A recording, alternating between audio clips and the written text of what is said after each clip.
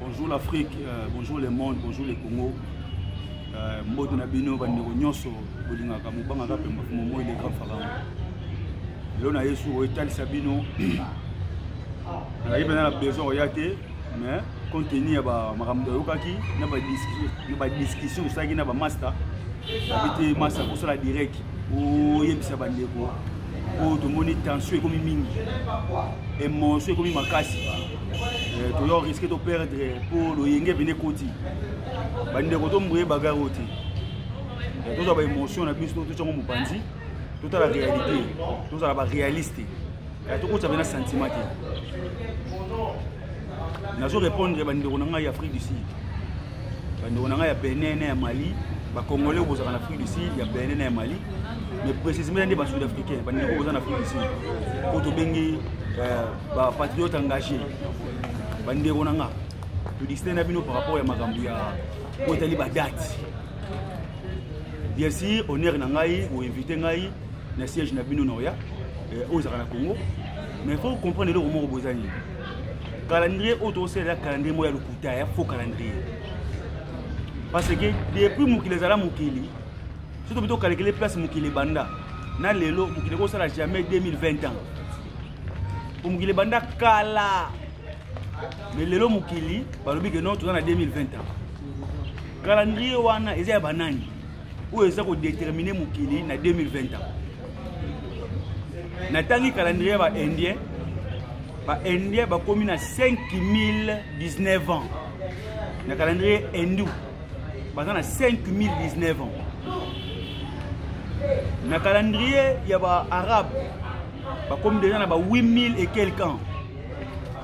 Il y a 8000 et quelques ans. Mais na calendrier il y a Mounele ou les chrétiens, ils ont 2020 ans. C'est quoi? Référence historique, il y a calendrier, soi-disant, à l'époque, on comptait des jours d'une manière en reculant. Qui est, on va venir ordre de grandeur croissant, ordre de grandeur décroissant. Ordre de grandeur décroissant, c'était quoi? Du plus grand au plus petit. On a 100, 99, 98, 97, si bako basongi na 0 et bandé les sous. De tant chute de l'empire romain de l'Occident, na chute de l'empire romain de l'Orient et au Salama, parce que mélange la culture avec la culture gréco-romaine. Parce que culture politique na religieux comme autant bola ici comme encore. Parce que pape le chef religieuse. Ndé ba ko changer ce qu'on donné à calendrier, parce que les calendriers oyo il y a début, il y a existence na bango to ba 5 ba culture. Le calendrier romain. Quand bango moko ba minde ndé baza wana ba juif, na calendrier juif baza na 6 jours. Calendrier juif est na samedi. Na calendrier romain ba bakisa jour moko dimanche. Et comme le roi 7 jours. Sur chaque jour, et ça dédié na nzambe mobimba. Neti lundi. Nzambe oza ko gérer jour wana ya lundi aza moisi. Comme la lune, luna. Donc aza référence à lune. Donc lune ndé mutu aza ko gérer lundi. Mardi est géré par Dieu Mars. Mercredi est géré par Dieu multicolore, de Dieu Mercure. Jeudi est géré par Jupiter. Et vendredi est géré par Vénus. Samedi est géré par Saturne. Dimanche, le rôle est un jour sacré. Parce que le calendrier renversé. On dirait le premier jour de dimanche, mais ça va renverser, on va banner lundi. Dimanche, on dédié au soleil. En anglais, Sunday, le jour de la lumière, jour du soleil, dimanche. Mais le calendrier juif, parce que samedi, Dieu de la couleur noire, Saturne, Nzambe, il y a Moulili. Nzambe, Dieu de noir, par rapport au calendrier. Bien sûr, on croit que dans la 2020 ans, c'est par rapport au calendrier chrétien. Donc, ce n'est pas un calendrier normal. Aujourd'hui, dans le calendrier, un mois, azana 4 semaines. Et chaque semaine, azana 7 jours. Pour ça, la sommation est moins mobimba, tout ça, la jour multiplié par semaine. Donc c'est que tu reçois 7 jours multiplié par 4. Et répète, ça veut dire 28 jours. Ça c'est le vrai calendrier lunaire. On va bien un calendrier de la lune. Parce que sans ça, lune n'a pas la sansa. Sans ça, tu as hallucination, tu as bien un mois. Si tu as sans ça, tu as bimaka. Première sortie de la lune, Azara Linzaka. Croissant de la lune, puis la pleine lune sans atoni. Voilà, Asala 14 jours, il y a Rotonda, 11 jours, il y a 25 jours, 3 jours, il y a disparition de la lune. Moi, je me suis le roi 28 jours. Je vais expliquer en haut. Parce que la lune tourne autour de la terre. Donc, la terre n'est pas lune, tourne autour de la terre. Mais la terre tourne autour du soleil. Le soleil ne se lève pas et ne se couche pas. Le soleil a toujours tendu ce qu'il y a. Et la terre n'est pas la rotation, le mouvement est retourné. Et là, sur le tambour là, au monde est déplacé. Les étés déplacés, les Arawana. Pression au tambour là, les salles qui l'ont été, au monde est déplacé. Mais déplacé. Le soir, on est pata. Quelque part, tout le monde va partir quelque part. Par rapport à la vision de la vie, on va partir quoi. Si vous avez les colos, par rapport à l'attitude, nous tout le monde voit que non, on a les colos. Mais là, les colos, et là, on a la tête sur le dépôt. Il y a. On a fait ici, où ils ont une émission à la salle uniquement pour Nabino. Date de Fumgimbangu, c'est le 12 septembre 1887. Parce que le bulletin de naissance de Fumgimbangu à l'époque, ils allaient rater. Fumgimbangu a été en hôpital. Il a été en Kamba, en Sangomba. Ce que vous voyez, c'est que vous date wana owana bozu yango pa ya messe pétillon. Date bozu et pas ya blanc. Il y a on va présenter biso. Vrai date ya Fumgimbangu, c'est le 9 mars 1889. Donc ba benga Kimbangu pourquoi? Asa révélateur des choses cachées. Ayaka pona nini? Ayaka tango au conférence de Berlin Salami en 1885, ba kaboli Afrique comme partagé. Il y a la conférence la conférence des impérialistes pour passer la loi de l'impérialisme en 1888. Les très hauts, les dieux qui protègent les noirs, la race noire. Il y a Tindi sauveur pour récupérer les noirs au Kaboul qui bango pas blanc. Il y a Fumgimbangu abotami mission, abotami na mission. Papa n'a comme papa Kuyela, maman n'a comme maman Louis. Ngai n'a botami na famille Kapiamba. Papa aboti na communiquer Kapiamba ndila mule. Maman aboti na communiquer Meta Kaninda. Siko na zui kombo ya parana nga so benga mukubanga Kapiamba. Référence de nani? Je peux aboti nga. Siko Kimbangu papa na comme papa Kuyela. Maman na comme maman Louis. Pourquoi azo porter combo ya famille na été?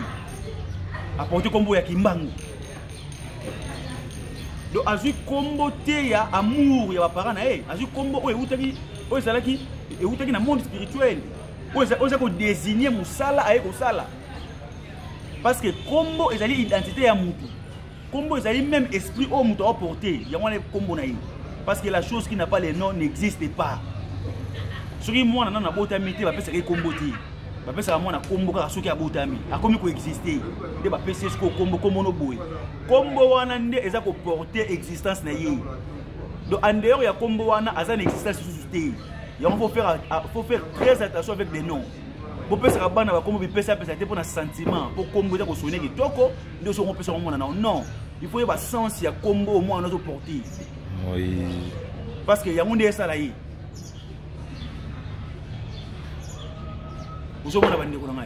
Donc voilà. Donc aujourd'hui, histoire Oyo, chaque fois, on ne peut pas arranger les problèmes avec les gens qui ont créé ces problèmes. On va créer nos problèmes, beaucoup arranger les problèmes parce que bon, on va poser le problème et continuer. Si le problème est continuer, bino bon va solution pas na bango, on va nous la bino ba magui, on va nous la bino ba la mettre na bino. Au lieu de nous solution problème na bino moko, bino bokyo pas ba continuer nos problèmes.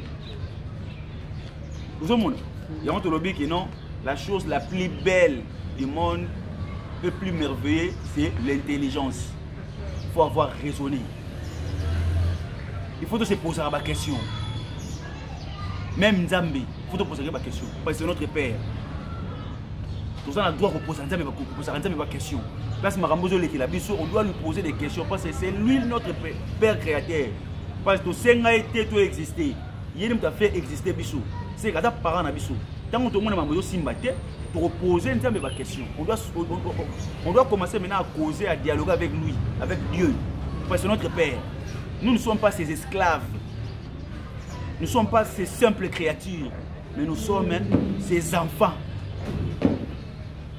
Nous sommes au métier de ce que cerveau n'a pas que vous avez un Nzambe, vous avez esclave en Nzambe, vous avancer parce que beaucoup banga mingi. Dieu n'a pas besoin de ça. Il y a feinter, il y a cause soit toi comme tu es. Solana vous êtes bakana yo pour appeler ça ba solution à problème là. Le homme qui est baby. Type Obabenga Gilles Coppens. Gilles Coppens, c'est un évolutionniste, un malade mental, un schizophrène. Azolo Bake, mutu mwendu, mundele aza mutu mwendu. Pe batu mundu bele bamo kwa nango. Mundele aza mutu mwendu, pe batu mundu bele bamo kwa na biloko wana. Pe il y a des noirs au kwa nango, bazo bakeza frère. Bande ko na so ba cerveau na biso musana ngoni. Ba cerveau o musana ngoni.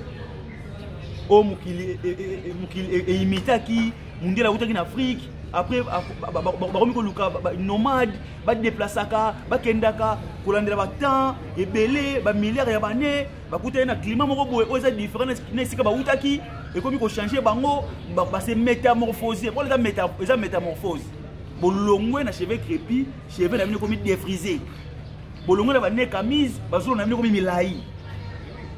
Bolongo na mâchoire na peau noire et se fondre et comme na deux couches. Bozaka na derme na hypoderme. Le épiderme vous wana ngote. Ezani. Pe ovandi bozo kango bozo mona ke ndeza ya solo. Gilles Coppens c'est faux et archi faux. Bino mindele bo utana batu mwinu te. Pe diversité de la race, ils ont un climat. Chaque race va s'aller par rapport à l'environnement. Il y a un monde qui s'inspire à l'environnement. Pour que les biloko oyo ozo mona na environnement na yo. Pour que c'est la biloko oyo mona na environnement na yo. Soki biloko ko ba besoin mususu ba besoin zangi nde o déplacer pour nous luka. Mais ko changer yote oyo salaki, o salaka yo. Ba comprendre que ba noir ba mi ko lamuka.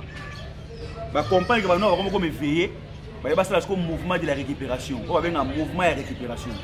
Bando ya ba enseignement ya ba be ya buzoba pour ba récupérer sur bino ba noir ba tiamino na ce qu'on est kibowumbu.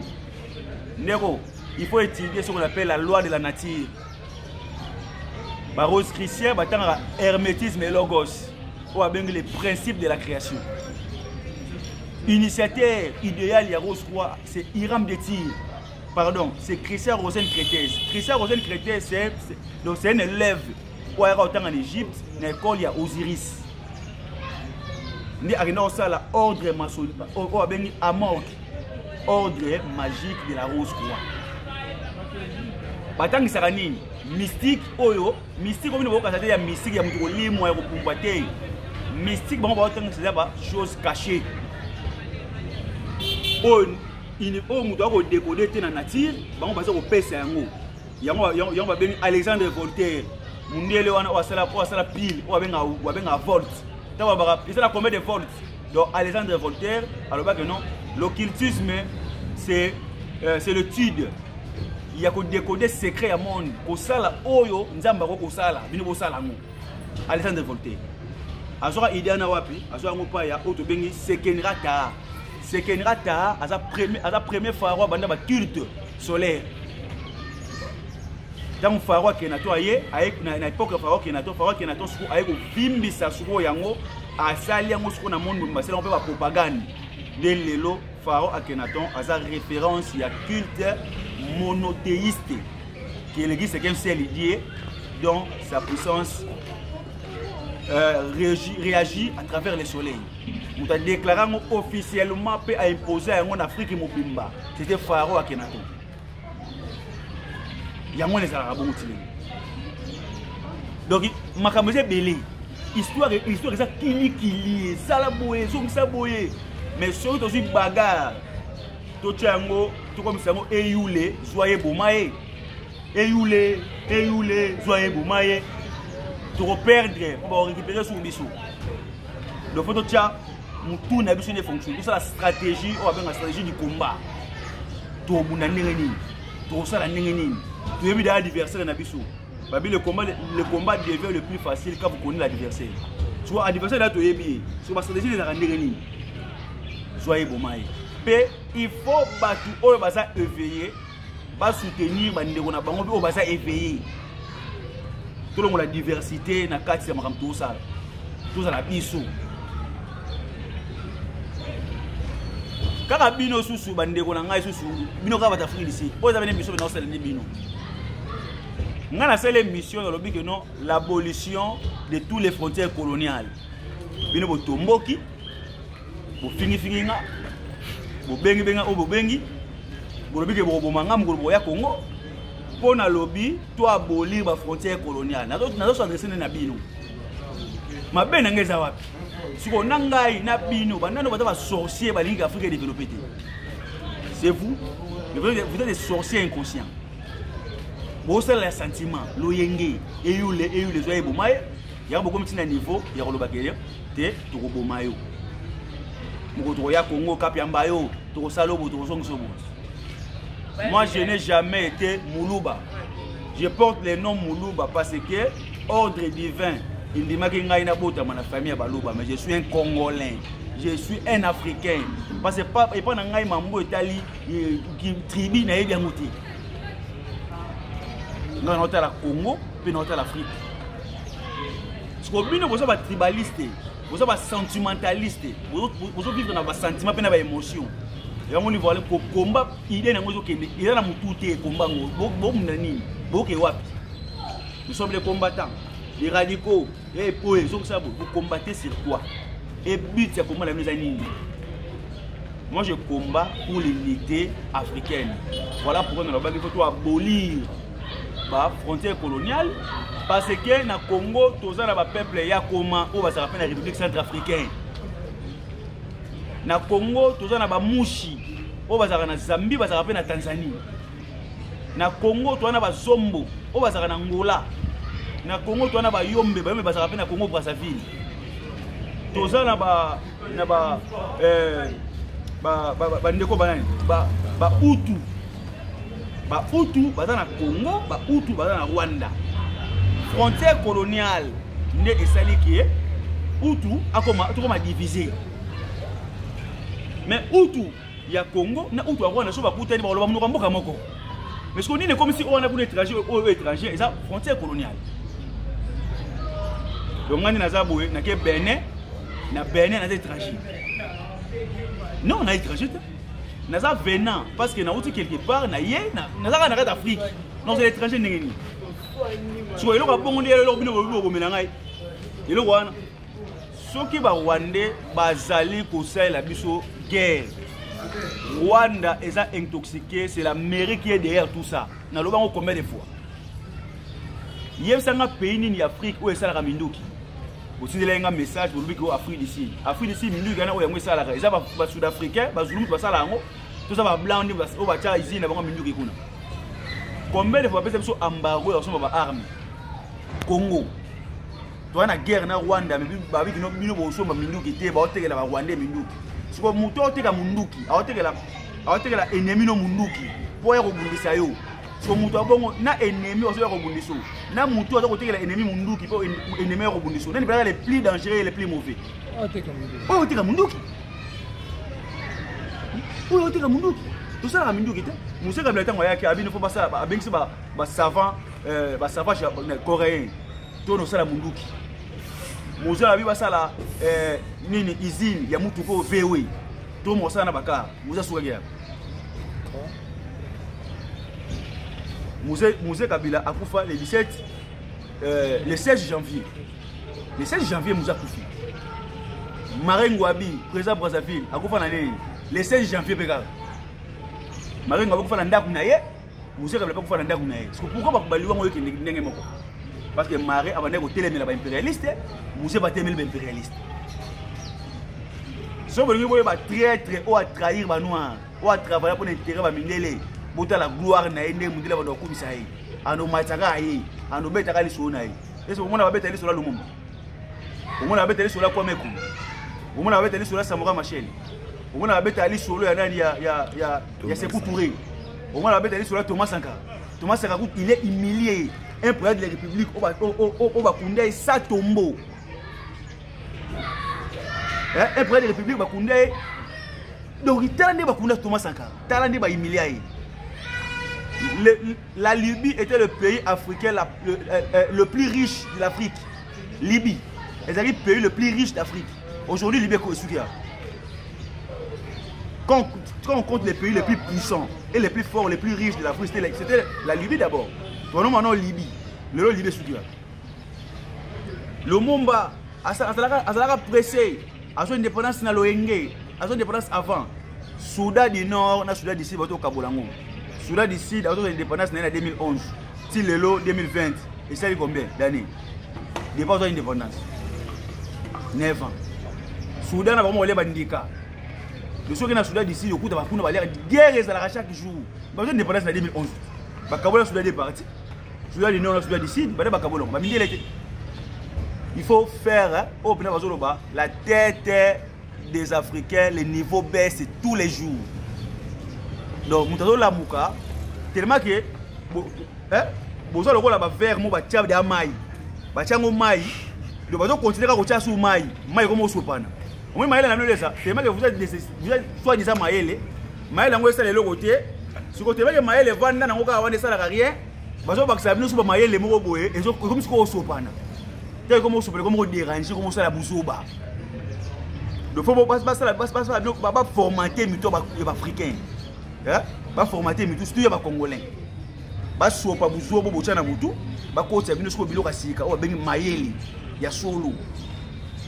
Et non, Maël, oh, il y a dans la classe. Là, c'est le roman. Maël, la classe, c'est mal nécessaire. Par rapport à moi, elle est là. Mais ce n'est pas vraiment nécessaire, mais c'est mal nécessaire. Par rapport à écrit, tu décoder, tu comment. Et ça, on aide sur pour décoder, mais écrire. Mais ça, c'est pour nous inventer, pour nous créer, pour nous faire la mamouto. On appelle ça idée, on ça là, école. Académie pour nous entendre ça bateau, les français au Louis XIV. Louis XIV a sali 1682. A sali code noir. Pour bien maîtriser les noirs, il faut plus se battre avec eux. Parce que dans ma confiance, on m'a vu sur ton on doit maintenant gérer leur tête. Tout ça là l'école. Sur l'école, on a sali au benga offrande. Faut pas qu'on foute, faut ça offrande. On benga frais scolaires.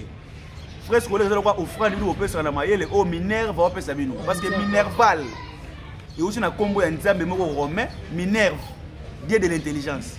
Surtout on fout à Minerval pour jouer maïle ba changer comme frais scolaires on va benga ngo ya na français mo to benga le fils la fils ah j'ai pas de fils ma fils elle va frère on va foutre en école.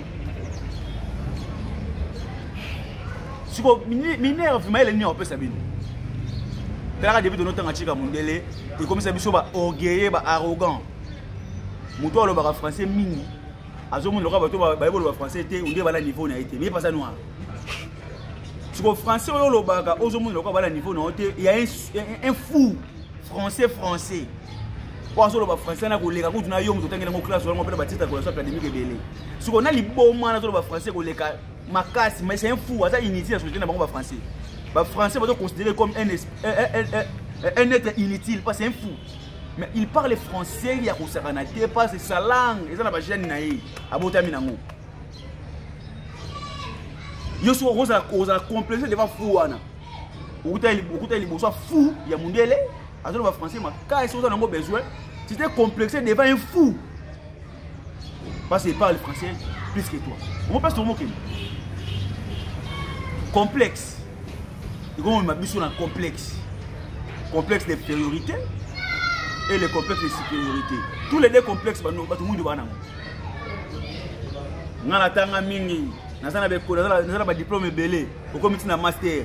mais sur ozongi OK en Europe na mukina bango ba sala remise à niveau donc Maël no va considérer ngoté tala niveau de bango ba coller ba comme ça ba peso test à tena faible aujourd'hui ba ba ngoni certificat d'études primaires bango doit pesa yango aujourd'hui diplôme d'État, l'État est bien que non, vous avez citoyen autant à la classe, vous avez diplômé, l'État est bien que non, aussi ça chic. Par contre, vous doit coller au bon. Aujourd'hui, aucune université. Vous avez les préparations, tout ça là, tout préparatoire, pas il y a une année, 2 ans, 3 ans, 2 ans, au combien gradué. Pas, aucun a 2 heures, il y a licence, au combien licencié. Sur licence, c'est un autre point. Moutou a licencié, a capable de faire la nuance parce qu'on a la licence. Tu as une licence. Il y a un permis pour produire, il y a un permis pour ça là-bas. Tu as ni Nokia, tu as une licence. So licencié, oh, yozali, na licence ba tegelaki Nokia pour ano sala tamuso ba chomo moko boy. Différence na ngoza wa. Yo ki licence na yo esuki na papier. Soki mbule beti papier ane poli te na mai, utikali zoba parce que on ndimo suto kwa maele. Parce que papier ozo la soza maele eziki. Tebe ba chebisu. Et c'est un scripteur. Pour le bagada maele, tu vas mon papier. Mouto ça la loutou. Et toi c'est un potier. Artiste c'est moi ça li po na ye, ya kito kwa chango wana. Bon on a besoin de papier na. Ba moni œuvre, moi voyez ba so mi artiste ko moliambo. Mais yo souvent muta bureaucrate. Donc maele na yo eza soutenir na papier. Soki mbule beti oboso na ki ba papier na libanda et poli et baby mbala moko maele no pe kusili. La tête des Africains, les niveaux baissent tous les jours. Voilà pourquoi tout le monde va direct. Donc si tu manques à dire, tu peux siffler. Comment on dit qu'on peut siffler? Et ça résonner intérieurement. C'est une façon de raisonner. D'abord, il y a un déranger bateau. Il y a un siffler. On va faire siffler. Vous comprenez? Pour ne pas déranger les gens, pour ne pas dire n'importe quoi. J'ai le copain, ça le but qui va mener les bazar à tout le monde pour nous échanger par rapport à ça. Pour croire en nous. Nous avons dit que l'abolition des frontières coloniales pour les autres sur le conflit, au Canélinga, au Awa, au Mangaï. Comment on dit ça? Comment on a beaucoup de l'année? Éparpillé, sans bit, sans raisonnement. Les yeux bomaï. Nous sommes les gars de bêta pour les yeux bomaï. Nous sommes demandé cerveau, comment réfléchir. Nous sommes posés à des questions. Pensez me faire répondre à des questions de te poser les. Nous sommes aussi mis à la loi et loi morale il faut subir non. On doit questionner bien, te poser des questions. Après c'est une solution parce que lui notre maître. Tout le monde a un niveau, on a posé des questions. Tout le monde a dit il faut que mon Dieu fasse un philosophe.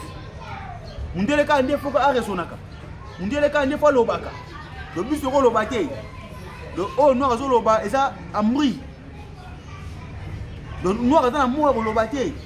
Ça il n'a pas de téléphone, il langue ya noir na téléphone.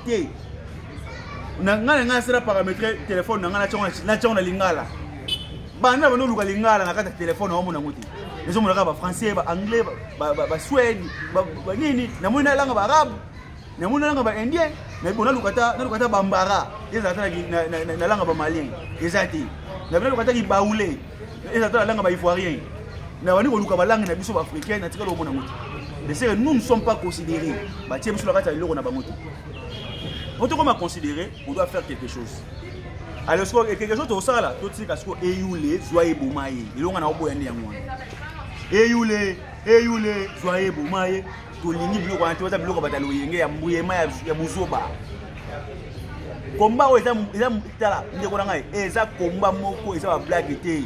Biso tout ça, tout marqué de pierre. Tout ce qui est histoire. Parce que tout résonne comme tout résonne Congo 2050. Tout résonne Congo 2080.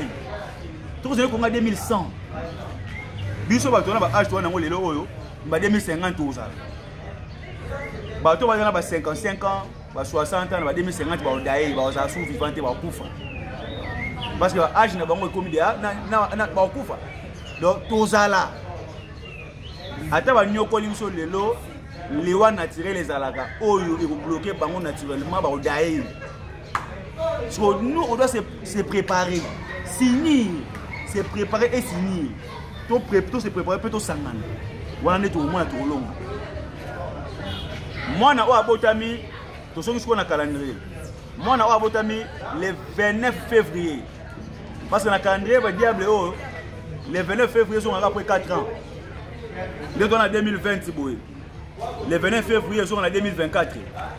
Nous allons le 28, le 28, le 28, le 2024, le 29 février. Parce que moi, on a voté le 29 février. À Ozela, a fêté l'anniversaire, le 28 février. Moi, on a fait la banque, c'est un lobby pour fêter l'anniversaire. Je vais vous dire le 1er mars. Parce que moi, on a fait le 1er mars.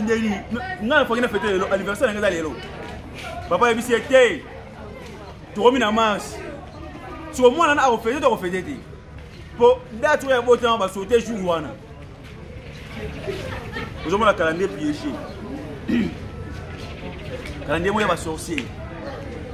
Nani a eu sali batouké, Mukele et Banda qui t'a mangé que sa botami. C'était qui? Bon, côté si batou na vie na bino, na monde où il y a bino. Juste au boy. Bon, tu comptes va jouer par rapport à la transition. Tu vois la transition, depuis nous au salaire en Égypte. Moïse a commencé le premier livre dans Torah, comment on a hiéroglyphe. Parce que Moïse a une langue, parce que Moïse était un architecte. Parce que architecte, il n'a vie physique, il était un architecte.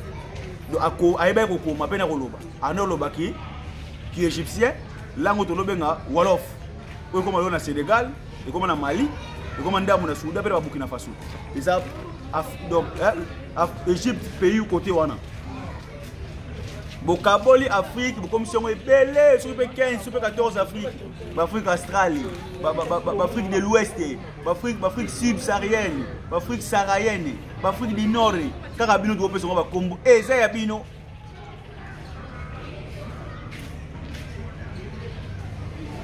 Quand il y a ma casse, le chemin de Boka, c'est un ça bitumbo, to yaga, ah, toujours l'oba, pota mususu, n'a pas l'oyenge, bon, on a mis tout nabino. Tu vois le sara mama ya loyengi ati. Tu vois bagarre. Tu vois bitumba. Tu vois ko éveiller ba noir ba puissant. Tu as besoin de faiblesse parce que la faiblesse n'aime pas les efforts. Et les faibles ne soutiennent jamais l'effort. Voilà pourquoi ils vont la loi nature. Nous sommes besoin de faible belé ba besoin de faiblesse na bango. Donc on doit maintenant faire la sélection. Donc écarter des faibles ba noir ba za digne au bunda bitumba tout bunda na bango. On va trahison l'équipe, corruption l'équipe. Ce qui nous a remonté à télé, on les voit appuyer, on tient ma boko, bien au moment où Azo Laksani, Azo Laksani, bon raisonner par mon bon. Vous avez beau mbongo, on a fait un combat, balamoro moyen, comment on a les bosses de la tête, bosses la corrompue. Bon, c'est comme un bagarre ou un an, soit $200 000 à moi, moi ça appuie, allez là, après une année. Bon, kakaye. On a vu sur la France, qu'on a misé à Élysée. Mais vous avez appuyé, vous avez appuyé. Comment est-ce que vous la caca? Vous appuyer. C'est normal, c'est l'acte noble. Et comptez ma casse. Avec on récupérer le robinet, on y va à Zorina. Ce qu'on n'est pas bon, à ça, on ne peut pas faire. Monsieur, vous abandonner. Vous tirez la vie, ça, tout le monde a beaucoup. Ok, non, parce qu'on a soutenu. Il faut soutenir. Il faut tous se soutenir. Tous alors va fourmi. Banyao benga ba termite. Fourmi kutu a tonga termitière pour rendre ba vendre mais nyama wa fourmi tonge loko. Ndeke. Ache moi sine zemi. Moi ça ndeka yebsa ndeka mobali ngina na ko bina zemi no. Ndeke wana azu responsabilité ya zemi na yi. Ake oluga nzete o elongo bani poete moi sine ya bota. Pendeke asing edpanani. Ndeke à se concentrer dans la nature ake otonga zala ndeke aza en même temps architecte en même temps constructeur pe réalisateur ya projet na ye atie mwasi na zala mwasi ndeke pa boti soko tu ndeke azo raisonner d'une manière responsable et bon biso bato basala biso bina nini bato basala biso nini na bandeke bangoleka bato na mayele na fourmi aleki mutu na mayele nzoyi banzoyi basalaka miel te po mutu ali yango basala yango mpona mutu te banzoyi basalaka miel mpona bango moko ezalaka na période oyo banzoyi bakomaka na sécheresse